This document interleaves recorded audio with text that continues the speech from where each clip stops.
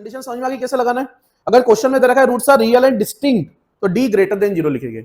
अगर दे रखा है roots are real and equal तो डी इक्वल टू 0 लिखेंगे। लेकिन अगर सिर्फ इतना दे रखा है कि roots of this equation are real तो डी ग्रेटर देन 0 है तो भी रूट्स रियल हो गए, डी इक्वल टू 0 तो भी रूट्स रियल हो गए। अब अगर ये बी स्क्वायर माइनस 4ac 0 हो गया तो ये 0, तो ये रूट हो जाएगा माइनस बी बाई 2 है, ये 0 तो ये रूट भी क्या हो गया माइनस बी बाई 2 है। इसका मतलब कि अगर बी स्क्वायर माइनस 4ac 0 हो गया तो रूट्स तो रियल हो गए लेकिन वो इक्वल भी हो जाएंगे। तो दो इंपॉर्टेंट पॉइंट है, पहला अगर कोई भी ऐसी इक्वेशन हमको दे रखी है जहां पे कोफिशिएंट का सम 0 हो रहा है तो उसका एक रूट तो 1 हो गया। दूसरा पॉइंट, एक रूट अगर 1 है तो दूसरा रूट फाइंड करने के लिए हम क्या करेंगे, प्रोडक्ट ऑफ द रूट वाली कंडीशन लगा देंगे। यस, तो नेचर ऑफ द रूट्स को फाइंड करने में सबसे इंपॉर्टेंट रोल होता है discriminant B square minus 4ac का। हेलो बच्चों, तो हमने लास्ट वीडियो में देखा था कि किसी भी क्वाड्रेटिक इक्वेशन के जो रूट्स होते हैं उनमें क्या रिलेशन होता है। तो रिलेशन बिटवीन द रूट्स हमने देखा था कि सम ऑफ द रूट्स क्या होता है minus B by A, product of the roots क्या आता है सी बाई ए, और किस तरह से तीन अलग अलग अप्रोच को हम क्वेश्चन में अप्लाई करते हैं। आज की इस वीडियो में हम ये देखने की कोशिश करेंगे कि किसी भी क्वाड्रेटिक इक्वेशन के लिए नेचर ऑफ द रूट्स क्या होता है। किसी भी क्वाड्रेटिक इक्वेशन के रूट्स रियल कब हो गए, किसी भी क्वाड्रेटिक इक्वेशन के रूट्स इमेजिनरी कब हो गए। तो नेचर ऑफ द रूट्स का एक बहुत इंपॉर्टेंट कंसेप्ट होता है जिसको आज इस वीडियो में हम लोग समझने की कोशिश करेंगे। तो चलिए इसको स्टार्ट करते हैं। तो अभी तक हमने ये स्टडी किया है कि किसी भी quadratic equation ax square plus bx plus c equal to 0 के रूट्स होते हैं alpha and beta. Alpha beta roots को हम डायरेक्टली हम फाइंड कर सकते हैं। तीन अलग अलग मेथड्स हमारे पास है, परफेक्ट स्क्वायर बना के भी रूट्स फाइंड कर सकते हैं, फैक्टराइजेशन से भी रूट्स फाइंड कर सकते हैं, और थर्ड इंपॉर्टेंट फॉर्मूला है श्रीधराचार्य फॉर्मूला यूज करके भी। तो किसी भी क्वाड्रेटिक इक्वेशन के रूट्स होते हैं minus B plus minus root over B square minus 4ac upon 2 है। प्लस साइन लेंगे तो एक रूट आ जाएगा, माइनस साइन लेंगे तो दूसरा रूट आ जाएगा। अब नेचर ऑफ द रूट्स क्या होगा, तो इस इक्वेशन के रूट्स रियल कब हो गए, इमेजिनरी कब है, वो हमको समझना है। तो हमको पता है कि रूट ओवर -5 अगर स्क्वायर रूट के अंदर कभी भी नेगेटिव नंबर आ जाता है इसका मतलब कि इमेजिनरी नंबर हो जाता है। तो ये इमेजिनरी नंबर है, तो यहां पे हम लिख देते हैं इमेजिनरी नंबर। अगर रूट के अंदर पॉजिटिव नंबर आ जाता है, मान लो 5 आ गया, तो ये रियल नंबर हो जाएगा, राइट। तो स्क्वायर रूट के अंदर अगर कभी भी नेगेटिव नंबर आ जाता है तो वो क्या हो जाता है, इमेजिनरी नंबर। अब अगर हम इक्वेशन के रूट्स को देखें तो जब भी हम क्वाड्रेटिक इक्वेशन की बात करते हैं ax square plus bx plus c equal to 0 की, तो पहले तो यहाँ पे a नॉट इक्वल टू 0 होता है ताकि ये 2 डिग्री इक्वेशन रहे। दूसरा abc क्या होते हैं, abc रियल नंबर्स होते हैं। अब अगर हम यहाँ रूट्स की बात करें तो ये रियल नंबर है, ये भी रियल नंबर है, तो रूट्स का जो नेचर है वो रियल होगा। लेकिन ये जो स्क्वायर रूट के अंदर वैल्यू है बी स्क्वायर माइनस 4ac जिसको हम क्या बोलते हैं, डिस्क्रिमिनेंट। तो बी स्क्वायर माइनस 4ac ये होता है हमारा डिस्क्रिमिनेंट।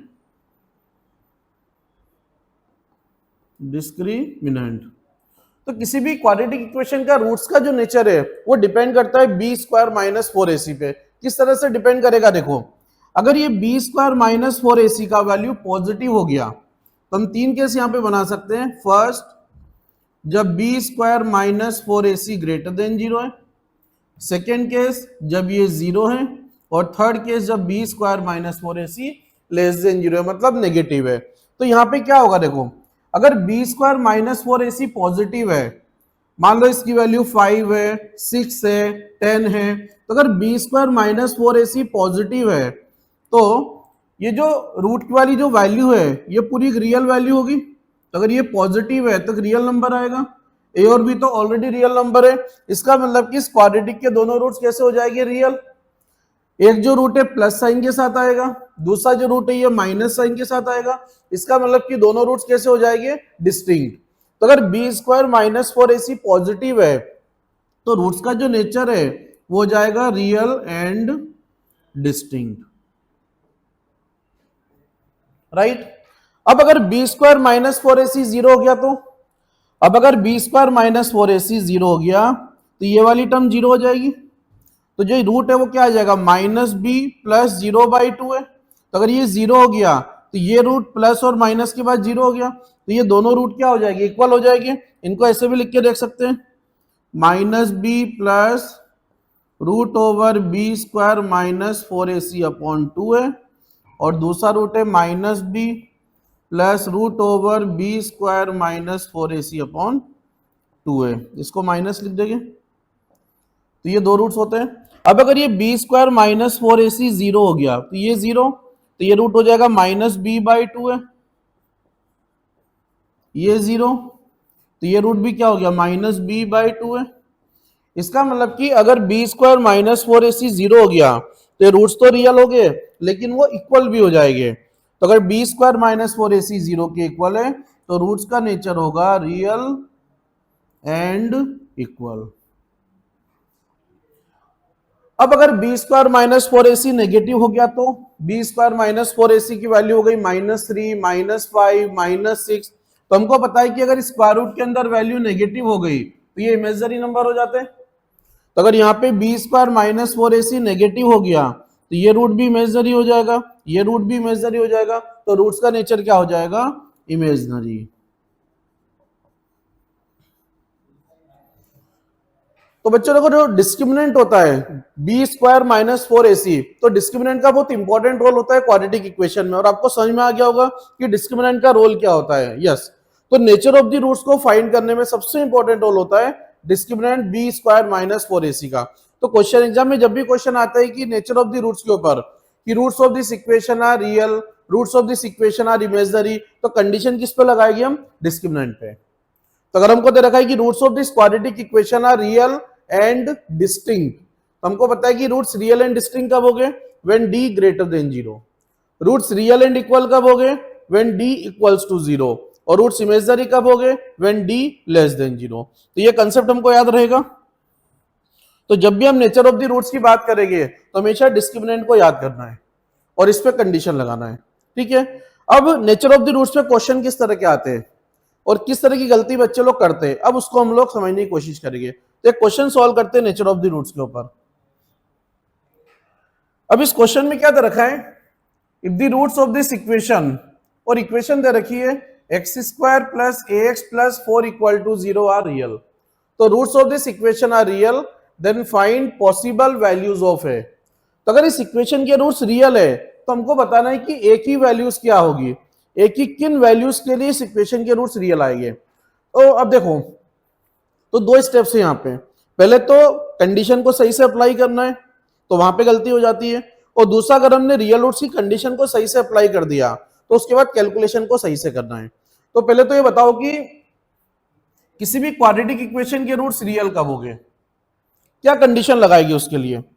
तो अभी हमने स्टडी किया है कि क्वाड्रेटिक इक्वेशन के रूट्स का जो नेचर है वो डिस्क्रिमिनेंट पे डिपेंड करता है, राइट। किस तरह से डिपेंड करता है, या तो d ग्रेटर देन 0 होगा, या इक्वल टू 0 होगा, या लेस देन 0 होगा। अब रूट्स रियल कब हो गए, अगर d ग्रेटर देन 0 है तो रूट्स रियल एंड डिस्टिंक्ट हो जाएंगे, अगर d इक्वल टू 0 है तो रूट्स रियल एंड इक्वल हो गए। तो रियल रूट्स कब हो गए, अगर d ग्रेटर देन 0 है तो भी रूट्स रियल हो गए, और अगर d इक्वल टू 0 है तो भी रूट्स रियल हो गए। इसका मतलब कि रूट्स रियल कब हो गए when d greater than equal to 0। तो अगर क्वेश्चन में हमको दिया होता कि roots of this equation are real and distinct, तो फिर हम कंडीशन लगाते d ग्रेटर देन 0। अगर क्वेश्चन में दिया होता कि roots are real and equal तो हम कंडीशन लगाते d इक्वल टू 0। लेकिन क्वेश्चन में क्या दे दिया, क्वेश्चन में दिया roots of this equation are real, मतलब कि रूट्स रियल होने चाहिए, वो डिस्टिंक्ट है तो भी हमारे लिए फेवरेबल है, अगर वो इक्वल है तो भी फेवरेबल है। तो पहला पॉइंट, रियल रूट्स के लिए हम कंडीशन क्या लगाएंगे, d must be greater than equal to 0। तो स्टेप नंबर 1। अब अगर हमने कंडीशन को सही से अप्लाई कर दिया तो कंडीशन समझ में आ गई कैसे लगाना है। अगर क्वेश्चन में दे रखा है roots are real and distinct तो d ग्रेटर देन 0 लिखेंगे, अगर दे रखा है roots are real and equal तो d इक्वल टू 0 लिखेंगे। लेकिन अगर सिर्फ इतना दे रखा है कि roots of this equation are real तो d ग्रेटर देन 0 है तो भी रूट्स रियल हो गए, d इक्वल टू 0 तो भी रूट्स रियल हो गए। तो हम रियल रूट्स के लिए क्या कंडीशन लगाएंगे, d greater than equal to 0। अब इस कंडीशन को सॉल्व करके देखते हैं a की वैल्यू क्या आएगी। तो डिस्क्रिमिनेंट क्या होता है, b स्क्वायर माइनस 4ac, तो डिस्क्रिमिनेंट होता है b स्क्वायर माइनस 4ac। हमने यहाँ पे b स्क्वायर माइनस 4ac को कैपिटल लिख दिया ताकि हमारे ये वेरिएबल में कंफ्यूजन ना हो। तो b का a का मतलब क्या होता है, कोफिशिएंट ऑफ एक्स स्क्वायर जो यहाँ पे 1 है, बी का मतलब क्या होता है, कोफिशिएंट ऑफ एक्स, जो यहाँ पे ए है, और सी का मतलब क्या होता है, कांस्टेंट टर्म। तो चलिए बी स्क्वायर माइनस 4ac का वैल्यू पुट करते हैं, तो क्या आ जाएगा, बी स्क्वायर मतलब ए स्क्वायर। तो बी स्क्वायर माइनस 4a का मतलब क्या हुआ, कोफिशिएंट ऑफ एक्स स्क्वायर वो कितना है 1, इंटू सी मतलब कांस्टेंट टर्म वो कितना है 4। तो b square minus 4ac greater than equal to 0। तो गलती कहां पे होती है, पहले तो कंडीशन में गलती हो जाती है, कंडीशन सही से नहीं लगाते। कई बार बच्चे डी ग्रेटर देन 0 लिखते हैं, कई बार D greater than equal to 0 लिखते हैं, राइट। तो रियल रूट्स के लिए क्या कंडीशन लगाएंगे, d greater than equal to 0। अब वैल्यूज को सही से पुट करना है, बी स्क्वायर माइनस 4ac की, राइट। तो ए होता है coefficient of x square, b होता है कोफिशिएंट ऑफ एक्स, और सी होता है कांस्टेंट टर्म। तो b square minus 4ac greater than equal to 0। तो यहां से क्या आ गया हमारे पास, a square minus 16 greater than equal to 0। तो स्टेप नंबर 1। अब हमको पता है कि इस तरह की इनइक्वालिटीज को कैसे सॉल्व करते हैं, बताओ। तो पिछले वीडियो में हमने देखा था कि बहुत इंपॉर्टेंट मेथड होता है इनइक्वालिटी को सॉल्व करने का, वो कौन सा मेथड था, यस, वेवी कर्व मेथड। तो जब भी इस तरह की इनइक्वालिटी को सॉल्व करना है, कोई भी गलती हम नहीं करेंगे, हम प्रॉपर्ली इसको वेवी कर्व मेथड से सॉल्व करेंगे। तो वेवी कर्व मेथड में क्या करते हैं, पहले इसको लीनियर फैक्टर्स बना लेते हैं। तो इसको फैक्टर्स की फॉर्म में क्या लिखेंगे बताओ। तो ये ए स्क्वायर माइनस 16 है, तो इसको लिख देंगे a minus 4 into a plus 4 greater than equal to 0। तो सबसे ज्यादा बच्चे गलती यहीं पर करते हैं। बच्चे लोग करते क्या, देखो बताते हैं, 16 को इधर ले जाएंगे और फिर कुछ बच्चे लिखेंगे a greater than equal to 4, कुछ बच्चे लिखेंगे a greater than equal to plus minus 4, और ये सब तरीके सॉल्व करने के क्या है हमारे लिए, गलत। तो हमने डिस्कस किया था ये सब कुछ भी नहीं करना है। हम क्या करेंगे, सबसे पहले इसको लीनियर फैक्टर्स की फॉर्म में लिखेंगे। तो ए स्क्वायर माइनस 16 को क्या लिखेंगे, ए माइनस 4 इंटू ए प्लस 4। अब वेवी कर्व मेथड को अप्लाई करेंगे। तो वेवी कर्व मेथड में क्या करते हैं, रियल लाइन बना देते हैं। अब रियल लाइन पे कौन कौन से पॉइंट्स लेंगे, ए की वो वैल्यूज लेंगे जहां पर ये फैक्टर 0 हो रहे हैं। तो ये वाला फैक्टर कब 0 होगा बताओ, ए माइनस 4 इक्वल टू 0 मतलब ए इक्वल्स टू 4। और ये वाला फैक्टर कब 0 होगा, ए प्लस 4 इक्वल टू 0 मतलब ए इक्वल्स टू माइनस 4।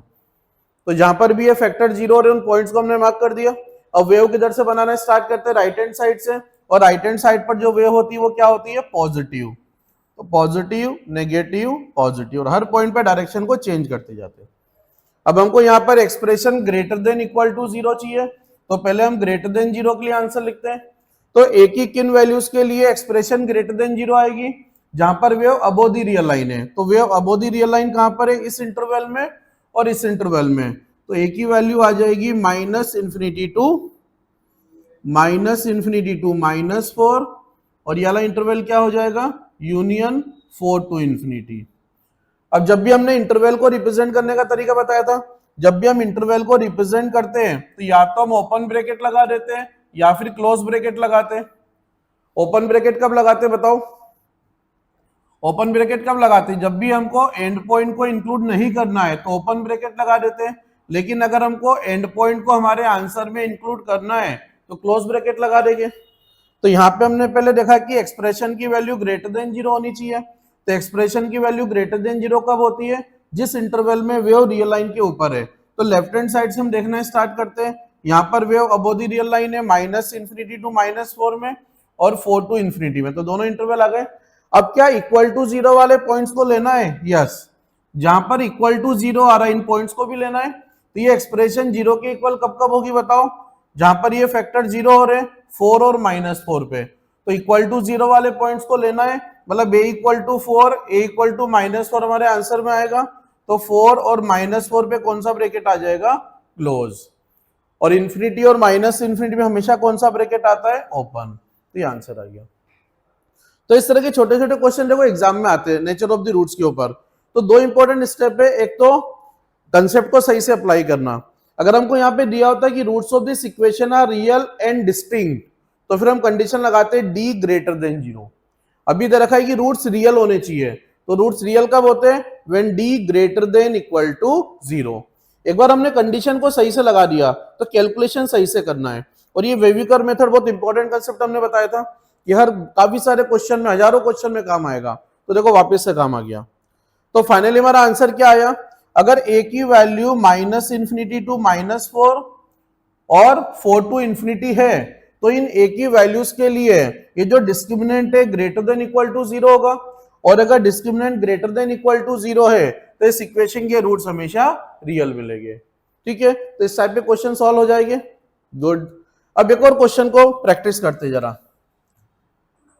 ये बहुत ही इंटरेस्टिंग क्वेश्चन है और इस क्वेश्चन को सॉल्व करने के दो अलग अलग मेथड्स है। ठीक है, तो देखते हैं कि कौन सा मेथड अप्रोप्रिएट है और कैसे उसको हम अप्लाई करेंगे। तो पहले क्वेश्चन को समझते, क्वेश्चन क्या है। देखो अब इस क्वेश्चन में क्या दे रखा है कि roots of this equation are equal, roots of this equation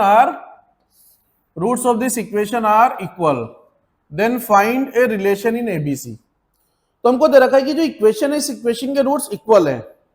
तो इक्वल रूट्स के लिए कोई कंडीशन है हमारे पास? तो अगर इस इक्वेशन के रूट्स इक्वल है तो हमको बताना है कि एबीसी में क्या रिलेशन होगा। तो बताओ कि क्वाड्रेटिक इक्वेशन के रूट्स इक्वल कब होते हैं? यस, जब d इक्वल्स टू 0 होना चाहिए। तो इक्वल रूट्स की कंडीशन लगा देते हैं पहले तो, और जैसे कंडीशन लगाएंगे तो ए और बी एबीसी में रिलेशन आ जाएगा। तो देखते हैं क्या रिलेशन आता है। तो ठीक है, चलो कंडीशन लगाते हैं। तो roots of this equation are equal, तो हमको पता है कि इक्वेशन के रूट्स इक्वल कब होते हैं? When discriminant equal to 0। अब d इक्वल टू 0 से क्या आएगा? तो b स्क्वायर माइनस 4ac। तो b स्क्वायर का मतलब क्या हो गया यहाँ पे? b minus c whole square. तो b स्क्वायर माइनस 4ac का मतलब ये constant term c minus a। तो b square minus 4ac equals to 0। अब यहां से कोई रिलेशन इस टाइप का आ रहा है क्या? तो इसको थोड़ा सिंप्लीफाइड फॉर्म में लाना पड़ेगा है। तो चलो सिंप्लीफाइड फॉर्म में लाते हैं। तो क्या आएगा? बी स्क्वायर प्लस सी स्क्वायर माइनस 2bc, ये आ गया। और यहां से -4, अब इनको मल्टीप्लाई कर दो, ac minus a square minus bc plus ab equal to 0। तब क्या आ जाएगा यहां से बताओ? तो अब इसको थोड़ा सिंप्लीफाइड फॉर्म में ले आते हैं। तो यहाँ से बी स्क्वायर आ जाएगा प्लस सी स्क्वायर आ जाएगा ना। तो बी स्क्वायर की टर्म आ गई, सी स्क्वायर की टर्म आ गई, इसको और इसको मल्टीप्लाई करेंगे तो प्लस 4a स्क्वायर आ जाएगा। तो थोड़ा सा कॉम्प्लेक्स हो रहा है। फिर ये माइनस 2bc है और ये इसको मल्टीप्लाई करेंगे तो 4bc आएगा। तो प्लस का 2bc भी आ जाएगा और फिर ये माइनस 4ac आ जाएगा और फिर ये माइनस 4ab आ जाएगा इक्वल टू 0। अब क्या करेंगे? ये तो बहुत ही कॉम्प्लेक्स होता जा रहा है, लेकिन ऑप्शन तो बड़े आसान दिख रहे हैं हमको यहाँ पे। 2b equal to a plus c, 2a equal to a b plus c, और यहाँ तो d इक्वल टू 0 से ये बड़ी चौड़ी एक्सप्रेशन आ गई है। अब यहाँ से हमको थोड़ा सा आइडिया लग रहा है कि कुछ तो परफेक्ट स्क्वायर बन रहा है। b स्क्वायर प्लस सी स्क्वायर फिर 2bc है। तो अगर हम इसको ऑब्जर्व करें तो बहुत थोड़ा सा डिफिकल्ट है इसको इस तरह से ऑब्जर्व करना, लेकिन अगर हम इसको ध्यान से ऑब्जर्व करें तो ये परफेक्ट स्क्वायर बन जाएगा। b plus c minus 2a whole square equal to 0। थोड़ा सा मुश्किल है इस तरह से ऑब्जर्व करना, लेकिन एक बार अगर हमने इसको ऑब्जर्व किया तो ये परफेक्ट स्क्वायर बन जाएगा। और एक बार हमने इसको परफेक्ट स्क्वायर बना लिया तो ये 0 कब होगा? When b plus c minus 2a equals to 0। तो यहां से b प्लस सी कितना आ जाएगा? 2a। तो हमारा आंसर क्या आ जाएगा? b। तो अगर हमने बेसिक फंडामेंटल अप्रोच लगा दिया कि इस इक्वेशन के roots real and equal, roots equal होने चाहिए, तो हमको पता है कि रूट्स इक्वल कब हो गए? व्हेन d इक्वल्स टू 0, और d इक्वल्स टू 0 से हमारा आंसर आ गया। लेकिन इस क्वेश्चन को सॉल्व करने का बहुत ही आसान सा तरीका है, और वो आसान सा तरीका क्या है अब उसको बताते। देखो अब इस क्वेश्चन को सॉल्व करने का बड़ा आसान सा तरीका, उस आसान से तरीके को समझने के लिए पहले एक सिंपल सा पॉइंट हमको समझना होगा। अगर एक बार वो पॉइंट हमको समझ में आ गया तो फिर बड़ी आसानी से हम इस क्वेश्चन को सॉल्व कर पाएंगे। अब होता क्या है, देखो कोई भी इक्वेशन हमको दे रखी है ax square plus bx plus c equal to 0, quadratic equation की बात करते हैं। तो किसी भी इक्वेशन में क्या होता है, अगर ये कोफिशिएंट का सम 0 है इस इक्वेशन में, if a plus b plus c equal to 0 हो जाए तो क्या होगा? अगर a plus b plus c 0 हो जाए तो क्या होगा बताओ? अगर a plus b plus c 0 हो जाए तो इसको ऐसे समझ सकते हैं कि a प्लस बी प्लस सी कब आएगा, जब x को 1 रखेंगे। तो इस इक्वेशन में अगर मैं x को 1 रखूं, x इक्वल टू 1, तो क्या आएगा, a प्लस बी प्लस सी आ जाएगा। और a प्लस बी प्लस सी कितना है, 0। इसका मतलब कि x इक्वल टू 1 रखने पर ये एक्सप्रेशन 0 हो रही है। और अगर x इक्वल टू 1 पर ये एक्सप्रेशन 0 हो रही है तो 1 इस इक्वेशन के लिए क्या बन जाएगा, रूट बन जाएगा। इसको एग्जांपल के थ्रू समझ सकते हैं। अगर मान लो ये इक्वेशन दे रखी है 3x square minus 2x minus 1 equal to 0।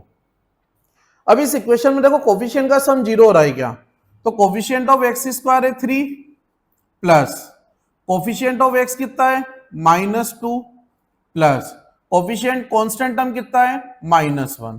तो ये जो कोफिशिएंट है इनका जो सम है वो 0 हो रहा है। और अगर कोफिशिएंट का सम 0 हो रहा है तो इस इक्वेशन का डेफिनेटली एक रूट क्या होगा, 1। x को 1 रख के देख लो, x को 1 रखेंगे तो क्या आ जाएगा, 3 -2 -1 इक्वल टू 0। और ये 0 इक्वल टू 0 आ गया। ठीक, बहुत इंपॉर्टेंट प्रॉपर्टी क्वाड्रेटिक की। अगर क्वाड्रेटिक इक्वेशन में a plus b plus c 0 हो जाए, a प्लस बी प्लस सी का मतलब क्या हुआ, ये कोफिशिएंट का सम। अगर a plus b plus c 0 हो जाए तो उस इक्वेशन का डेफिनेटली एक रूट क्या होगा, 1।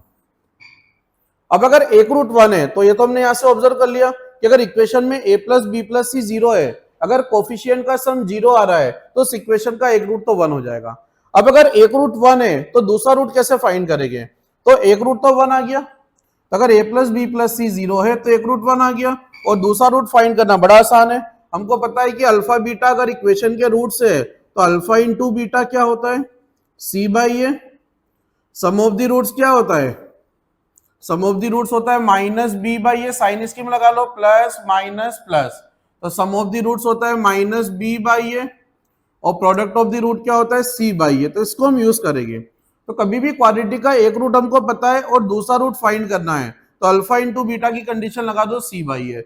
अब ये अल्फा वाला जो रूट है हमको पता है 1 है, तो अल्फा को 1 रख दो, तो बीटा कितना आ जाएगा बताओ, अल्फा को 1 रख दिया तो बीटा आ जाएगा सी बाय ए। तो दो इंपॉर्टेंट पॉइंट है। पहला, अगर कोई भी ऐसी इक्वेशन हमको दे रखी है जहां पे कोफिशिएंट का सम 0 हो रहा है तो उसका एक रूट तो 1 हो गया। दूसरा पॉइंट, एक रूट अगर 1 है तो दूसरा रूट फाइंड करने के लिए हम क्या करेंगे, प्रोडक्ट ऑफ द रूट वाली कंडीशन लगा देंगे। तो प्रोडक्ट ऑफ द रूट क्या होता है, सी बाई ए। तो अल्फा को 1 रख दिया तो बीटा आ गया सी बाई ए। तो दोनों पॉइंट क्लियर है। अब देखो इस क्वेश्चन को सॉल्व करते हैं। तो अभी तो हमको इस क्वेश्चन को सॉल्व करने में बड़ी मशक्कत करनी पड़ रही थी। d इक्वल टू 0 किया, फिर ये एक्सप्रेशन बन गई, फिर इसको परफेक्ट स्क्वायर बनाया, बड़ा मुश्किल था। लेकिन अगर हमको ये पता है कि a प्लस बी प्लस सी अगर 0 है और उस इक्वेशन का रूट 1 हो जाएगा तो बड़ी आसानी से सॉल्व हो जाएगा। कैसे होगा, आप देखो इस क्वेश्चन को। अब इस क्वेश्चन को सॉल्व करते हैं, इसको थोड़ा इधर शिफ्ट कर देते हैं, ठीक है, इधर सॉल्व करेंगे। अब इस इक्वेशन को ध्यान से देखो, a minus b x square plus b minus c into x plus c minus c equal to 0। इसी इक्वेशन के रूट्स हमको इक्वल दे रखे। इस इक्वेशन को देख के क्या ऑब्जर्व कर पा रहे हैं, क्या इस इक्वेशन में कोफिशिएंट का सम 0 आ रहा है, लिख के देखो, a minus B plus b minus c plus c minus a minus B plus b minus c plus c minus a. ये a cancel, c cancel, b cancel. Coefficient का sum 0 आ रहा है। अगर कोफिशिएंट का सम 0 आ रहा है इसका मतलब कि इस इक्वेशन का एक रूट क्या हो गया, 1। और अगर एक रूट 1 है तो दूसरा रूट हम फाइंड कर सकते हैं अल्फा इंटू बीटा से। अल्फा इंटू बीटा क्या होता है, सी बाई ए। तो सी का मतलब ये हो गया सी माइनस ए, और तो प्रोडक्ट ऑफ द रूट हो गया सी बाई ए। तो सी का मतलब ये कांस्टेंट हो गया और ए का मतलब कोफिशिएंट ऑफ एक्स स्क्वायर। तो प्रोडक्ट ऑफ द रूट्स को हमने लिख दिया alpha into beta c by ए।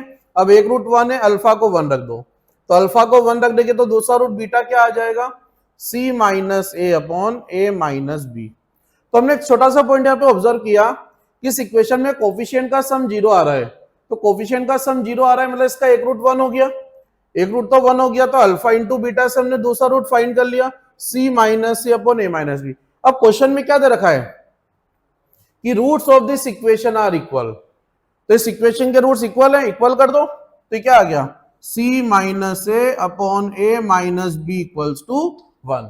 और ये रूट्स को इक्वल कर दिया, a माइनस बी को इधर मल्टीप्लाई कर दो तो c minus a equal to a minus b. इस b को इधर ले आओ, a को उधर भेज दो, तो क्या आ जाएगा, a को उधर भेजेंगे तो 2a equal to minus B को इधर ले आओ तो b प्लस सी। ये आंसर आ रहा था 2a equal to b plus c. तो कितनी आसानी से सॉल्व हो गया। तो ये बहुत इंपॉर्टेंट मेथड है। तो काफी सारी ऐसी इक्वेशन हम लोग देखेंगे जहां पे कोफिशिएंट का सम जीरो आ रहा होगा। तो कोई भी ऐसी इक्वेशन, चाहे वो क्वाड्रेटिक हो, 3 डिग्री हो, 4 डिग्री हो, किसी भी इक्वेशन में अगर कोफिशिएंट का सम जीरो आ रहा है, इसका मतलब कि उसका एक रूट 1 हो जाएगा। और ये पॉइंट अगर हमने ऑब्जर्व कर लिया तो विद इन 10 to 15 सेकेंड हमारा क्वेश्चन सॉल्व हो जाएगा और हमें इतनी ज्यादा कैलकुलेशन करनी नहीं होगी। तो आपको समझ में आ रहा है कि नेचर ऑफ द रूट्स पे किस तरह के क्वेश्चन आते हैं। तो कॉन्सेप्ट तो अप्लाई करना ही है। कॉन्सेप्ट से ज्यादा इंपॉर्टेंट क्या है हमारे लिए, अप्रोच, कि क्वेश्चन को सॉल्व करने का अप्रोच क्या है। और अगर हमने करेक्ट अप्रोच को अप्लाई कर दिया तो बहुत ही कम टाइम में सही आंसर आ जाएगा। ठीक है, अब चलो एक और प्रॉब्लम को सॉल्व करते हैं नेचर ऑफ द रूट्स के ऊपर। अब इसमें क्या दे रखा है देखो, ये भी बड़ा इंटरेस्टिंग प्रॉब्लम है और बहुत ही फंडामेंटल प्रॉब्लम है। अब इस क्वेश्चन में दे क्या रखा है, if this expression is a perfect square then find possible values of k. तो एक क्वाड्रेटिक एक्सप्रेशन दे रखी है और बोला जा रहा है कि एक्सप्रेशन परफेक्ट स्क्वायर है। तो ये परफेक्ट स्क्वायर का मतलब क्या हुआ, पहले नंबर्स में तो हमने सुना था कि जो 9 है वो 3 का स्क्वायर है, या 25 है वो भी एक परफेक्ट स्क्वायर है, 5 का स्क्वायर है। लेकिन ये एक्सप्रेशन में परफेक्ट स्क्वायर कहां से आ गया। तो ये क्वाड्रेटिक एक्सप्रेशन एक परफेक्ट स्क्वायर है, तो इसका मतलब क्या हुआ, k minus 1 into x plus 4। तो क्वाड्रेटिक एक्सप्रेशन परफेक्ट स्क्वायर है, तो समझते। तो हमने एक कॉन्सेप्ट को स्टडी किया था क्वाड्रेटिक में कि अगर किसी भी क्वाड्रेटिक के रूट्स हमको पता है तो उसको फैक्टर्स की फॉर्म में लिखा जा सकता है। तो पहले उस वाले कंसेप्ट को रिविजिट कर लेते हैं। तो यहाँ पे अब देखो, तो हमने कॉन्सेप्ट को स्टडी किया था ax square plus b x plus c equal to 0। अगर इस इक्वेशन के रूट अल्फा बीटा है, तो अगर अल्फा इस इक्वेशन का रूट है, इसका मतलब क्या हुआ, जब x को अल्फा रखेंगे तो a alpha square plus b alpha plus c 0 हो जाएगा। अगर बीटा इक्वेशन का रूट है तो x को बीटा रखने पर भी 0 हो जाएगा। तो अगर x इक्वल टू अल्फा पर ये एक्सप्रेशन 0 हो रही है, इसका मतलब कि x माइनस अल्फा इसका फैक्टर होगा, ताकि जैसे ही x को अल्फा रखेगी क्या हो जाएगा, 0। अब अगर बीटा भी इसका रूट है तो x इक्वल टू बीटा पर भी एक्सप्रेशन 0 होगी, मतलब इसका एक और फैक्टर क्या हो जाएगा, x माइनस बीटा। तो हमने क्या स्टडी किया था कि किसी भी क्वाड्रेटिक के रूट्स अगर हमको पता है तो उस क्वाड्रेटिक को फैक्टर्स की फॉर्म में लिखा जा सकता है। तो अगर ax square plus b x plus c equal to 0, इसके रूट अल्फा बीटा है, तो इसके फैक्टर्स क्या क्या हो जाएंगे, अल्फा इसका रूट है तो एक फैक्टर x माइनस अल्फा हो जाएगा, बीटा इसका रूट है तो एक और फैक्टर x माइनस बीटा हो जाएगा। और जब भी इक्वेशन को फैक्टर्स की फॉर्म में लिखेंगे तो लीडिंग कोफिशिएंट से मल्टीप्लाई करना नहीं भूलना है। लीडिंग कोफिशिएंट है यहाँ पे एक्स स्क्वायर का कोफिशिएंट, तो ये फैक्टर्स की फॉर्म में लिखा जा सकता है, हमने स्टडी किया था। तो यहाँ पे देखो, इस क्वाड्रेटिक के रूट्स अल्फा बीटा मान लेते हैं। तो अगर अल्फा बीटा इसके रूट्स है तो x minus alpha x minus beta factors हो जाएगी, राइट। तो ये x minus alpha x minus beta इसके फैक्टर्स हो गए और लीडिंग कोफिशिएंट 1 है तो 1 से मल्टीप्लाई कर देंगे, राइट। अब ये परफेक्ट स्क्वायर का मतलब क्या हुआ, अब यहाँ पे हमको देख के कुछ कुछ समझ में आ रहा है कि अगर ये अल्फा और बीटा इक्वल हो गए तो क्या होगा, परफेक्ट स्क्वायर बन जाएगा। अगर यहाँ पे बीटा को भी अल्फा लिख दिया जाए तो ये एक्स माइनस अल्फा है, और अगर ये भी अल्फा हो जाए तो एक्स माइनस अल्फा का होल स्क्वायर हो गया। तो ये एक्सप्रेशन एक परफेक्ट स्क्वायर होना चाहिए। इसका मतलब क्या हुआ, अगर ये क्वाड्रेटिक एक्सप्रेशन है तो ये लीनियर एक्सप्रेशन का परफेक्ट स्क्वायर होगी। और ये क्वाड्रेटिक एक्सप्रेशन लीनियर एक्सप्रेशन का परफेक्ट स्क्वायर कब होगी, जब ये अल्फा और बीटा क्या हो जाएगी, इक्वल हो जाएगी। अल्फा और बीटा इक्वल हो जाएगी, इसका मतलब क्या हुआ, दोनों रूट्स इक्वल होने चाहिए। इसका मतलब कि कोई भी क्वाड्रेटिक एक्सप्रेशन परफेक्ट स्क्वायर कब होगी, क्वाड्रेटिक एक्सप्रेशन परफेक्ट स्क्वायर तब होगी जब उसके दोनों रूट्स इक्वल हो जाएंगे। और उस इक्वेशन के रूट्स इक्वल कब होते हैं हमको पता है, बताओ। इक्वेशन के रूट्स इक्वल कब होंगे, जब d 0 हो जाएगा। तो बस d 0 कर दो, तो चलो d 0 कर देते फिर। तो रूट्स इक्वल होने चाहिए। तो पहले तो इस क्वाड्रेटिक एक्सप्रेशन को परफेक्ट स्क्वायर होने के लिए रूट्स इक्वल होने चाहिए, और रूट्स इक्वल कब होते हैं, जब d इक्वल टू 0 होना चाहिए। तो डी मतलब क्या हो गया, b square minus 4ac equal to 0। तो बी स्क्वायर का मतलब k minus 1 whole square, b square minus 4ac, b square minus 4ac equal to 0। Calculation में कोई भी गलती नहीं करना है।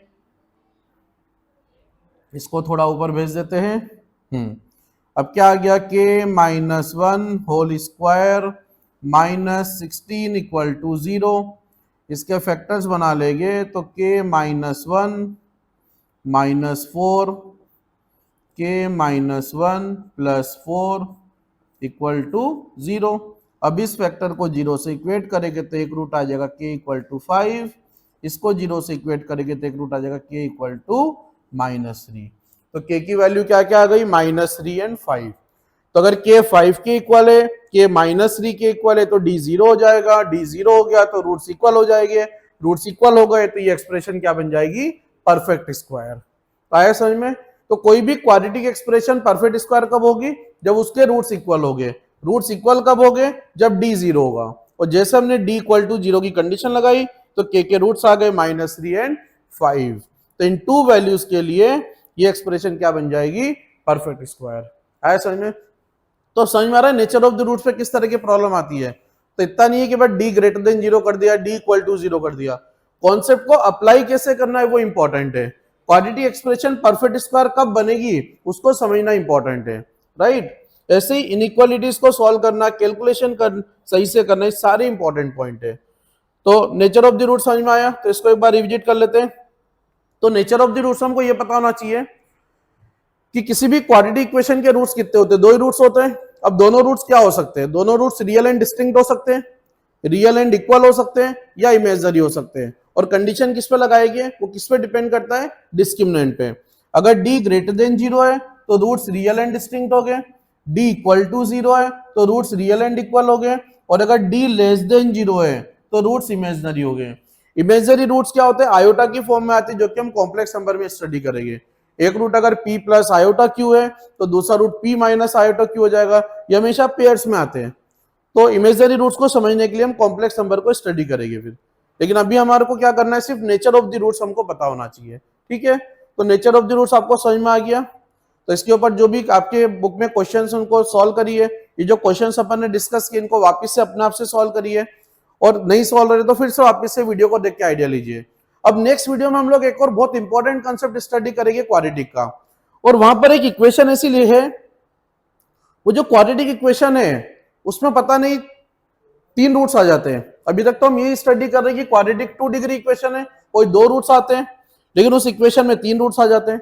तो कैसे आ जाते हैं उसको समझने के लिए हमारे साथ नेक्स्ट वीडियो के लिए बने रहिए। तब तक के लिए थैंक यू वेरी मच।